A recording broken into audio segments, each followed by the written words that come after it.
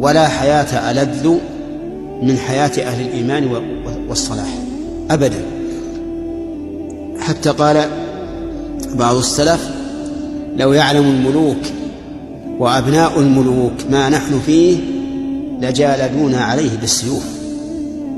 الملوك وأبناء الملوك سرورهم ورفاهيتهم سرور جسد لا سرور قلب، رفاهية جسد لا رفاهية نفس.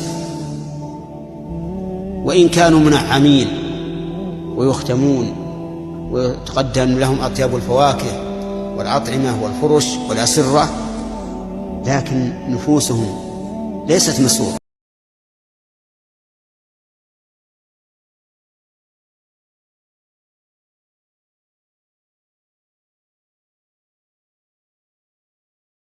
حياة